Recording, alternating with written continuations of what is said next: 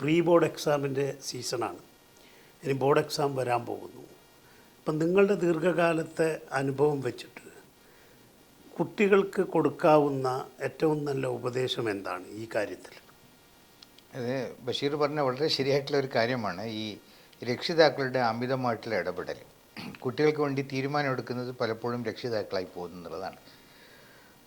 ഈ കുട്ടിയുടെ അഭിരുചി, താല്പര്യം, ഇതൊക്കെ ഗണിച്ചിട്ട് വേണം അതിന് അലൈൻ ചെയ്തു പോകുന്ന ഒരു long term career goal. Long term എന്നുള്ളത് ലോങ് ടേം കരിയർ ഗോൾ, അതിന് അനുസരിച്ചിട്ട് വേണം പിന്നെ ഉള്ള ഷോർട്ട് ടേം ഗോളും മിഡ് ടേം ഗോളും ഷോർട്ട് ടേം ഗോളൊക്കെ വരുന്നത്. അപ്പോൾ ഒരു SLC-കാരനെ സംബന്ധിച്ചിടത്തോളം, ഒരു 10th കഴിഞ്ഞവനെ സംബന്ധിച്ചിടത്തോളം, അവൻ്റെ ഈ ഹയർ സെക്കൻഡറിക്കുള്ള അല്ലെങ്കിൽ +2 സെലക്ഷൻ എന്ന് പറയുന്നത് അവൻ്റെ ഒരു ഷോർട്ട് ടേം ഗോൾ മാത്രമാണ്.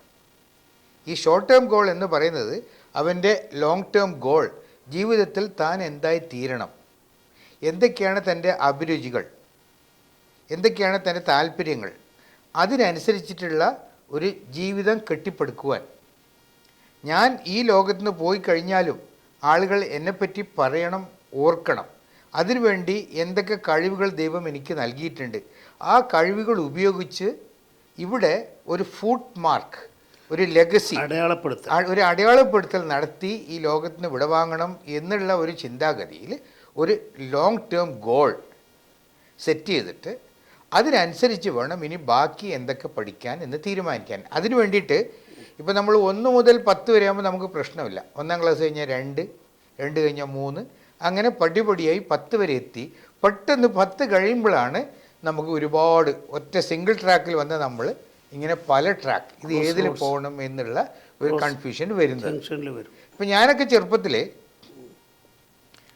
10ാം ക്ലാസ് കഴിയുമ്പോൾ എന്നോട് പല അയൽക്കാരും ചോദിക്കാറ്, ഭാഗം തിരിഞ്ഞോ എന്നാണ് ചോദിക്കുക.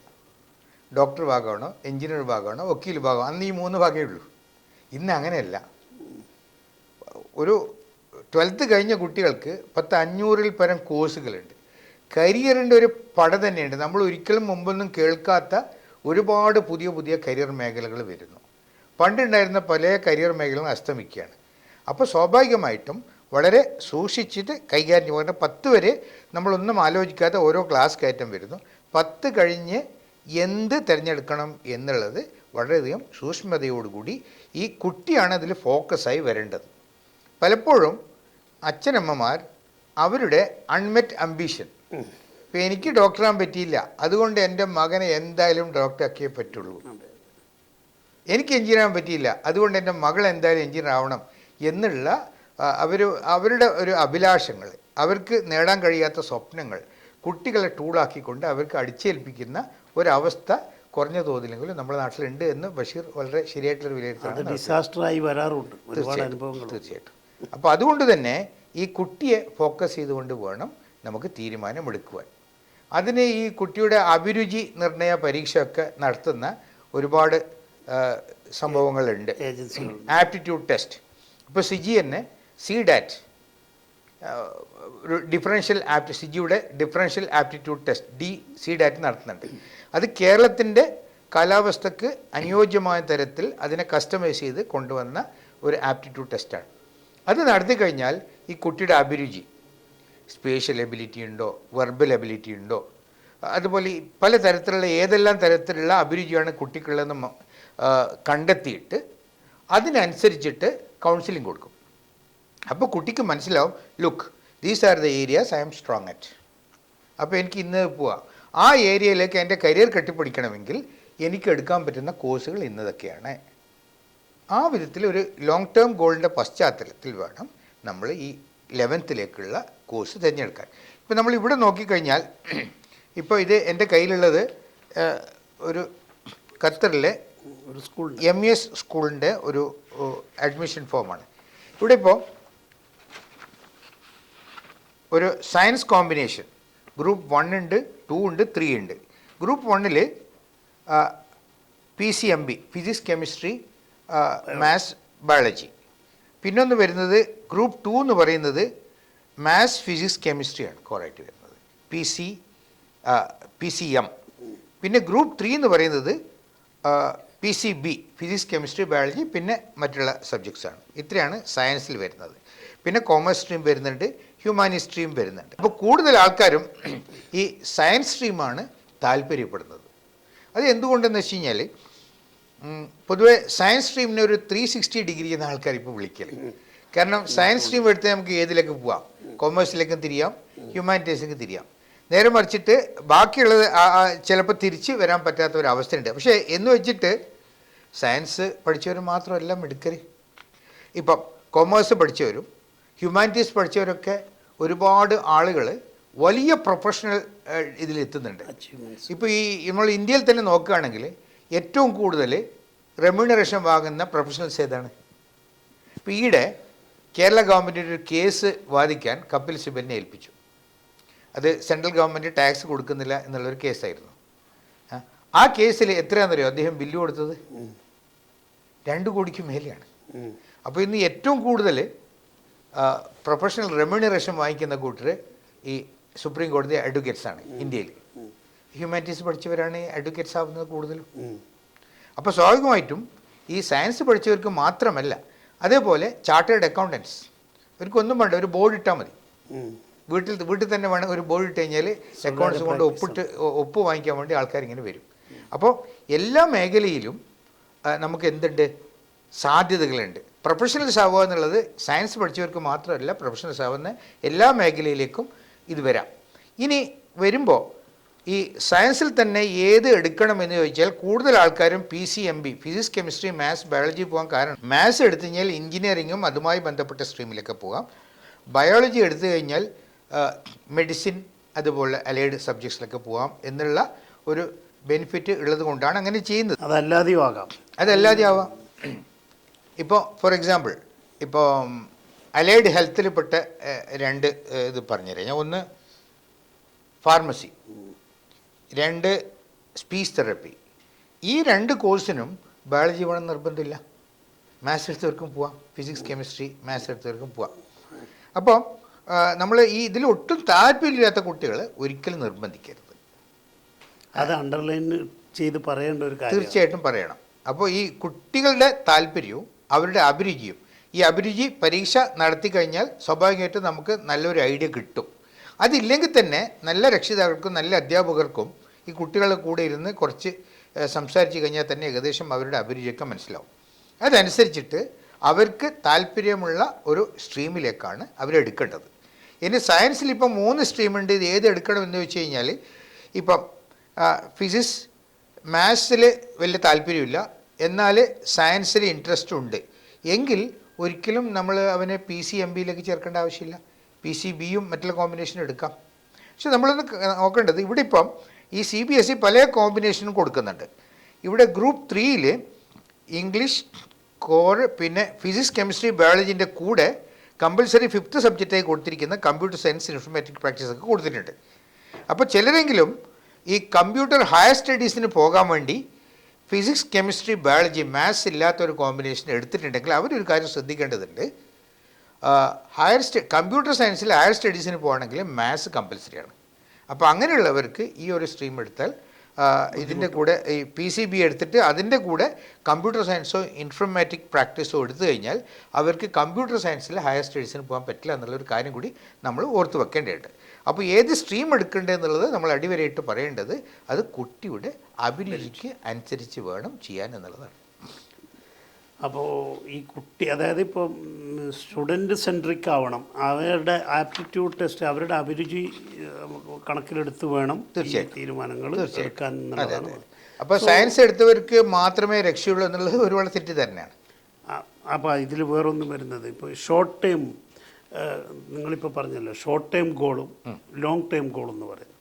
ഇപ്പോൾ ഷോർട്ട് ടൈം ഗോൾ ഇപ്പോൾ പറയാം, നമുക്ക് 10th കഴിഞ്ഞു 11th 12th അതൊരു ഷോർട്ട് ടൈം ഗോളായിട്ട് വേണമെങ്കിൽ നമുക്ക് കണക്കാക്കാം. തീർച്ചയായും അതേ സമയത്ത് ഫ്യൂച്ചറിൽ കരിയർ എടുക്കണമെങ്കിൽ അത് ലോങ് ടൈം ഗോളായിട്ട് വരുമല്ലോ. അപ്പോൾ അതിൻ്റെ ആ ഒരു ഡിഫറൻസ് എങ്ങനെയാണ് പറയാൻ പറ്റുന്നത്? അതായത് നമ്മൾ ഒരു ജീവിതത്തിൽ എന്താകണം, എന്തായി തീരണം, അപ്പോൾ നമുക്ക് തന്നിട്ടുള്ള ഇപ്പോൾ ലോകത്തിൽ ഒരേപോലുള്ള 2 ആളുകൾ ജനിച്ചിട്ടില്ല, ഇനി ജനിക്കുമില്ല. ഓരോ മനുഷ്യരും unique creation of God. Even twins, even twins, identical twins പോലും അവരുടെ കണ്ണിൻ്റെ ഐറിസ് വ്യത്യസ്തമാണ്. നമ്മൾ ആധാരമൊക്കെ എടുക്കുമ്പോൾ ഇങ്ങനെ അത് എടുക്കണ്ടല്ലോ. അതുപോലെ മുടിയുടെ കോമ്പിനേഷൻ വ്യത്യാസമുണ്ട്, ബ്ലഡിൻ്റെ വ്യത്യാസമുണ്ട്, ഫിംഗർ പ്രിൻ്റ് വ്യത്യാസമാണ്. അപ്പോൾ ഒരേപോലുള്ള രണ്ടാളുകൾ ഉണ്ടാവില്ല. ഒരു വീട്ടിൽ തന്നെ നമ്മൾ നോക്കാം, 2 കുട്ടികൾ, എത്ര വ്യത്യസ്തരാണ് അവർ. അപ്പോൾ ഓരോരുത്തരും വ്യത്യസ്തമായ കഴിവുകളായിട്ടാണ് ജനിക്കുന്നത്. ആ കഴിവുകൾ കണ്ടെത്തി അതനുസരിച്ചിട്ട് തൻ്റെ ജീവിതത്തെ ഫലവത്താക്കി ഒരു ലെഗസി സൃഷ്ടിച്ചുകൊണ്ട് വിടവാങ്ങുവാനുള്ള ഒരു ശ്രമമാണ് ഒരു മനുഷ്യൻ ആത്യന്തികമായി ചെയ്യുന്നത്. അപ്പോൾ സ്വാഭാവികമായിട്ടും അവൻ്റെ കഴിവിനനുസരിച്ചിട്ടുള്ള ഏത് മേഖലയിൽ ഏത് കരിയറിൽ എത്തിപ്പെടാം. നമ്മൾ വേറൊരു കാര്യം ശ്രദ്ധിക്കേണ്ടത്, ഈ കരിയറും ജോബും തമ്മിലുള്ള വ്യത്യാസം മനസ്സിലാക്കേണ്ടത്. ചോദിക്കാൻ നിൽക്കുകയായിരുന്നു. യെസ്, കരിയറും ജോബും തമ്മിലുള്ള വ്യത്യാസം അത് പറയണം. അപ്പം നിങ്ങളീ പറയുന്ന ലോങ് ടേം ഗോൾ എന്ന് പറയുന്നത് ഒരു ഐഡൻറ്റിഫൈ ചെയ്യുക, ലോങ് ടേം ഞാൻ എന്തായി തീരണം, നമ്മൾ എന്തായി തീരും എന്നുള്ളതാണ്. അതാണ് ലോങ് ടൈമിലേക്ക് വരുന്നത്. പിന്നെ ഷോർട്ട് ടൈം എന്ന് പറയുന്നത് ഇപ്പം തൽക്കാലം പരീക്ഷ അപ്പിയർ ചെയ്യണം, 2 കൊല്ലം കൊണ്ട് ഒക്കെ നേടുന്നതാണ്, 2-3 കൊല്ലം കൊണ്ട് നമ്മൾ നേടുന്നതാണ് നമ്മുടെ ഷോർട്ട് ടേം ഗോൾ എന്ന് പറയുന്നത്. മിഡ് ടേം ഗോൾ എന്ന് പറയുന്നത് ഒരു 5-6 വർഷം കൊണ്ട് ചെയ്യുന്നതാണ്. ലോങ് ടേം ഗോൾ എന്ന് പറഞ്ഞാൽ നമ്മുടെ ജീവിതത്തിൽ നമ്മൾ എന്തായി തീരുന്നു എന്നുള്ളതാണ്. Then comes this $1 million question, what is the difference between A career and A job? Very good, നല്ലൊരു ചോദ്യം. അതാണ് ചോദ്യം, പ്രധാനപ്പെട്ട ഒരു ചോദ്യം. ജോബ് എന്ന് പറയുന്നത് സാധാരണഗതിയിൽ നമുക്ക് ഒരു വരുമാനം ഉണ്ടാക്കുന്ന ഒരു ഇടപാടാണ്. ഞാൻ കുറച്ച് കരിയർ എന്ന് പറയുന്നത് that's much more than that. It involves our growth and development. ഒരു കരിയറിലൂടെ നമ്മൾ സ്വയം കൂടുതൽ പഠിക്കുകയും കൂടുതൽ എക്സ്പീരിയൻസ് ആകുന്നതോടുകൂടി നമ്മൾ സ്വയം നമുക്ക് വ്യക്തി എന്നുള്ള നിലക്കും നമുക്ക് ഇമ്പ്രൂവ്മെൻറ്റ് വരുന്നുണ്ട്. അവിടെ നമ്മുടെ ഇൻകത്തിൽ മാത്രമല്ല ഓരോ വർഷം വർധന വരുന്നത്, മറിച്ച് നമ്മുടെ വ്യക്തിത്വം വികസിക്കുന്നുണ്ട്, നമ്മുടെ അറിവുകൾ വികസിക്കുന്നുണ്ട്, നമ്മുടെ പൊസിഷൻ ഉയരുന്നുണ്ട്. അതാണ് ഒരു ചെറിയൊരു ഉദാഹരണം പറയാം. ഇപ്പോൾ ഒരു തേങ്ങ പറിക്കുന്ന ഒരാൾ, തെങ്ങിൽ കയറുന്ന ഒരാൾ, അയാൾ ജീവിതകാലം മുഴുവൻ ഈ തെങ്ങ് കയറ്റക്കാരനാകുമ്പോൾ അയാൾ ഒരു ജോബാണത്. നേരെ മറിച്ചിട്ട് എൻ്റെ വീടിൻ്റെ അടുത്തുള്ള ഒരാളുണ്ട്, അദ്ദേഹം എന്താ ചെയ്തതെന്ന് വെച്ച് കഴിഞ്ഞാൽ ഒരു ചെറുപ്പക്കാരനാണ്. ആദ്യം തെങ്ങ് കയറ്റൊക്കെ പഠിച്ചു, പിന്നെ നമ്മളെ വീടിൻ്റെ അടുത്തൊരു CPCR എന്നുള്ള സെൻട്രൽ ഗവൺമെൻറ് സ്ഥാപനമുണ്ട്. അപ്പോൾ അവിടെ ആൾക്കാർക്ക് ഈ മെഷീൻ ഉപയോഗിച്ച് തെങ്ങ് കയറ്റം പരിശീലിപ്പിക്കുന്നുണ്ട്. ഇവൻ അവിടെ പോയി പഠിച്ചു, അവിടെ നിന്ന് ഒരു ഫ്രീ ആയിട്ട് മെഷീനൊക്കെ കൊടുത്തു. ഇത് കഴിഞ്ഞ ശേഷം പിന്നെ ഇവനൊരു പുതിയൊരു ഐഡിയ തോന്നി. ഈ ഉയരം കുറഞ്ഞ തെങ്ങിൻ തോപ്പുകൾ സെലക്ട് ചെയ്തിട്ട് അവിടെ നിന്ന് ഇവൻ ഇളനീരടക്കം മൊത്തം ഇതെടുക്കും, കോൺട്രാക്ട് മൊത്തം എടുക്കുകയാണ്. ഇയാൾ പറിച്ചു കൊണ്ടുപോയിക്കോളും. അപ്പോൾ തെങ്ങ് കയറ്റക്കാരനെ നോക്കി നടക്കണ്ട, ഞങ്ങൾക്ക് അത് ലാഭമായി ഞങ്ങളെ സംബന്ധിച്ചിടത്തോളം. അപ്പോൾ ഇവൻ എന്ത് ചെയ്തെന്ന് വെച്ചാൽ പിന്നെ കുറച്ച് ആൾക്കാരൊക്കെ സംഘടിപ്പിച്ചിട്ട് ഇവൻ വന്ന് ഇങ്ങനെ പറിച്ചു കൊണ്ടുപോകും. കുറച്ച് കഴിയുമ്പോൾ അവൻ ഒരു ചെറിയ ടെമ്പോ വാനൊക്കെ ആയിട്ടാണ് വരുന്നത് കാണുന്നത്. വലിയ ബിസിനസ് മാനായി. അപ്പോൾ അവിടെ അതൊരു കരിയറായി. മറിച്ച് മറ്റേന്ന് വെച്ചാൽ ഇപ്പോഴും തെങ്ങ് കയറ്റി നടക്കുന്ന അയാളതൊരു ജോബ് മാത്രമാണ്, അങ്ങനെ ഇരിക്കുകയാണ്. അപ്പോൾ അതാണ് ഒരു കരിയറും ഒരു ജോബും തമ്മിലുള്ള വ്യത്യാസം. അപ്പോൾ ഒരു ശമ്പളത്തിന് വേണ്ടി ജീവിതകാലം മുഴുവൻ ഒരേ പണി ചെയ്യുന്നതാണ് ഒരു ജോബ് എന്ന് പറയുന്നത്. കരിയർ എന്ന് പറയുന്നത് നമ്മുടെ വികാസവും നമ്മുടെ പുരോഗതിയും ഒക്കെ ഉൾക്കൊള്ളുന്ന ഒരു വലിയ ഒരു ക്യാൻവാസിലാണ് നമ്മൾ കരിയറിനെ കാണുന്നത്. ഇനിയിപ്പോൾ നമുക്ക് ലേറ്റസ്റ്റ് ഒരു ട്രെൻഡ് എന്ന് പറയുന്നത്, ഇപ്പോൾ നിങ്ങൾ തന്നെ തുടക്കത്തിൽ പറഞ്ഞു, ഇന്നലെ വലിയ കരിയറായിരുന്നത് അല്ലെങ്കിൽ ഇന്നലത്തെ വലിയ ജോബ് ഓപ്പർച്യൂണിറ്റി ഇന്ന് ജോബ് അല്ലാതായി മാറി. അതിപ്പോൾ നാളെ എന്താവുമെന്ന് പറയാനേ പറ്റില്ല, ഔട്ട്ഡേറ്റഡ് ആകുന്ന കുറേ കാര്യങ്ങളുണ്ട്. പുതിയ ഇപ്പം നമ്മൾ ഈ ലോകം എന്ന് പറയുന്നത് അനുക്ഷണ വികസ്വരമാണ്, ഡെയിലി മാറ്റങ്ങൾ, അമ്പരപ്പിക്കുന്ന സ്പീഡിലാണ് ടെക്നോളജി മാറിക്കൊണ്ടിരിക്കുന്നത്. ഇപ്പോൾ ഇനി വരുന്നത് AI യുഗമാണ് എന്ന് പറഞ്ഞാൽ നമ്മളുടെ ഈവൻ അത് ഹെൽത്ത് സെക്ടറിലായാലും മറ്റേത് സെക്ടറിലായാലും AI എന്ന് പറയുന്ന ഒരു വലിയ വിപ്ലവം തന്നെ സൃഷ്ടിക്കാൻ പോകും.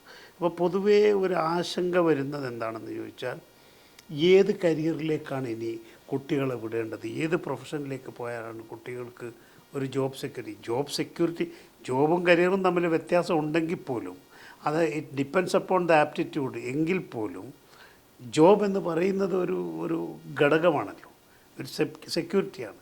അപ്പോൾ എന്തൊക്കെ ജോബുകളാണ് പുതിയ ഒരു കാലത്ത് new generation jobs, new generation career എങ്ങനെ വരുന്നു? തീർച്ചയായിട്ടും അത് നല്ലൊരു ചോദ്യമാണ്. ഇപ്പോൾ എൻ്റെ ഒരു നെയ്ബർ ഉണ്ട്, അദ്ദേഹം റേഡിയോളജി സ്പെഷ്യലിസ്റ്റാണ്. ഇപ്പം ഏറ്റവും കൂടുതൽ മെഡിക്കൽ PGയിൽ ഡിമാൻഡുള്ള ഒരു രംഗമാണ് റേഡിയോളജി.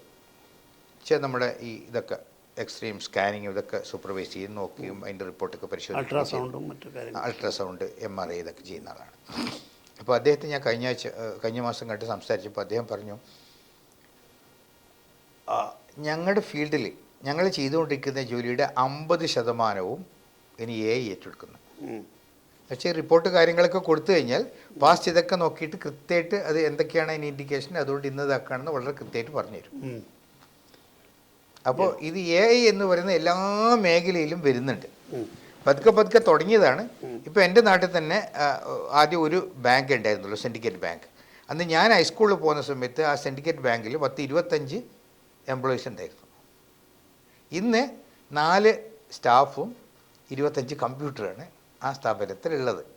അങ്ങനെ ഈ ക്രമേണ മെഷീനും ആർട്ടിഫിഷ്യൽ ഇൻ്റലിജൻസും നമ്മുടെ ഓരോ മേഖലയും കീഴടക്കിക്കൊണ്ടിരിക്കും. അപ്പോൾ സ്വാഭാവികമായിട്ടും ഇപ്പോൾ നമ്മൾ കമ്പ്യൂട്ടർ വരുമ്പോൾ ജോലി പോയി എന്ന് പറഞ്ഞതുപോലെ എൻ്റെ ജോലി പോയോ? ഇല്ലല്ലോ, ജോലി കൂടുകയല്ലേ ചെയ്തത്. അതേപോലെ ഈ ആർട്ടിഫിഷ്യൽ ഇൻ്റലിജൻസ് വരുമ്പോൾ എന്താ സംഭവിക്കുകയെന്ന് വെച്ച് കഴിഞ്ഞാൽ ഒരു മനുഷ്യൻ ചെയ്യുന്ന എല്ലാ കാര്യങ്ങളും റിപ്പീറ്റഡായിട്ട് വരുന്ന കാര്യങ്ങളാണ്, ആവർത്തനമായി വരുന്ന കാര്യങ്ങളാണ് ഈ AI ഏറ്റെടുക്കുക. അതേസമയം മനുഷ്യന് മാത്രമുള്ള ചില കാര്യമുണ്ട്, ഇന്നോവേറ്റീവ് തിങ്കിങ്, ക്രിയേറ്റിവിറ്റി. ഇതേപോലെ ക്രിയേറ്റിവിറ്റിയും ഇന്നൊവേഷനും ഉൾക്കൊള്ളുന്ന രംഗങ്ങൾ ഒരിക്കലും ആർക്ക് ഏറ്റെടുക്കാൻ പറ്റില്ല, ആർട്ടിഫിഷ്യൽ ഇൻ്റലിജൻസിന് പറ്റില്ല. അപ്പോൾ ആ രംഗത്തുള്ള തൊഴിലുകൾ അതേപടി നിലനിൽക്കും. ഇപ്പോൾ ഫോർ എക്സാമ്പിൾ ടീച്ചിങ്, നല്ലൊരു ടീച്ചറാവാൻ എന്തായാലും ഒരു റോബോട്ടിന് കഴിയില്ല. സൈക്കോളജിസ്റ്റ്, പിന്നെ തെറപ്പി, സൈക്കോതെറപ്പി പോലെ തന്നെ സ്പീച്ച് തെറപ്പി, ഓക്യുപ്പേഷൻ തെറപ്പി, ഇതേപോലുള്ള ഫീൽഡുകൾ ഈ ആർട്ടിഫിഷ്യൽ ഇൻ്റലിജൻസിന് ഏറ്റെടുക്കാൻ പറ്റാത്ത, അത്രയും കൂടുതൽ കടന്നു ചെല്ലാൻ പറ്റാത്ത ഏരിയാസ് കുറേയുണ്ട്. അതുകൂടാതെ ആർട്ടിഫിഷ്യൽ ഇൻ്റലിജൻസ് രംഗത്ത് തന്നെ ഒരുപാട് പുതിയ തൊഴിൽ മേഖലകൾ വരുന്നുണ്ട്. ഡാറ്റ സയൻസ് പോലുള്ള കാര്യങ്ങൾ, അത് ഇനിയിപ്പോൾ ഡാറ്റയാണ് ഇന്ന് ഏറ്റവും വലിയ ഒരു ന്യൂ ഓയിൽ എന്നാണ് പറയുന്നത്. ഡാറ്റ ഇല്ലെങ്കിൽ മനുഷ്യന് ജീവിക്കാൻ കഴിയില്ല. അപ്പോൾ കാശില്ലെങ്കിൽ ജീവിക്കാം, പക്ഷേ ഫോണിൽ ഡാറ്റ വേണം നമുക്ക്. അപ്പോൾ ഈ ഡാറ്റ അതിനെ എങ്ങനെയാണ് നമുക്ക് വേണ്ട വിധത്തിൽ പരുവപ്പെടുത്തിയിട്ട് അതിനെ പ്രസൻറ്റ് ചെയ്യുന്ന ഇതുപോലുള്ള പുതിയ പുതിയ മേഖലകൾ ഒരുപാട് അനുദിനം മാറിക്കൊണ്ടിരിക്കുന്നുണ്ട്. അപ്പോൾ അതനുസരിച്ചിട്ട് നമ്മൾ അപ്ഡേറ്റഡ് ആവേണ്ടതുണ്ട്. അതിനാണ് നമ്മളെപ്പോഴും ഒരു കരിയർ കൗൺസിലറെ സമീപിക്കണമെന്ന് പറയുന്നത്. ഇപ്പോൾ നേരത്തെ പണ്ടൊക്കെ നമ്മളെ നാട്ടിൽ ചില സ്റ്റിഗ്മ ഉണ്ടായിരുന്നു.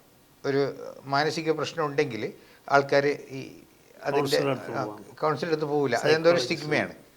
അതേപോലെ എന്തിനാ കരിയർ കൗൺസിലർ, എൻ്റെ മകന് വേണ്ട എന്താണെന്ന് എനിക്കറിയാം, എൻ്റെ മകൾക്ക് വേണ്ട എനിക്കറിയാം എന്നുള്ള ഒരു ആറ്റിറ്റ്യൂഡ് അത് നമ്മൾ ഉപേക്ഷിച്ചുകൊണ്ട് ഈ പുതിയ മാറ്റങ്ങൾ ഉൾക്കൊണ്ടുകൊണ്ട് ഈ കുട്ടിയുടെ അഭിരുചി മനസ്സിലാക്കുവാനും അതേപോലെ തന്നെ പുതിയ ലോകത്ത് എന്തൊക്കെയാണ് പുതിയ അവസരങ്ങൾ അതിനനുസരിച്ചിട്ട് ഈ കുട്ടിയുടെ അഭിരുചിയുമായി ഇണക്കി ചേർത്തുകൊണ്ട് ആ അവസരങ്ങൾ ആ കോഴ്സുകൾ ഏറ്റെടുത്തുകൊണ്ട് മുന്നോട്ട് പോകാൻ ഈ കുട്ടിയെ പ്രാപ്തരാക്കുക എന്നുള്ളതാണ്. ഈ കുട്ടിയുടെ കോഴ്സ് നമ്മൾ തിരഞ്ഞെടുക്കുകയല്ല, help them to help themselves. സ്വയം പ്രാപ്തരാക്കാൻ അവരെ സഹായിക്കുകയല്ലാതെ അവർക്ക് വേണ്ടി ഒരിക്കലും രക്ഷിതാക്കൾ കോഴ്സ് സെലക്ട് ചെയ്യരുത്.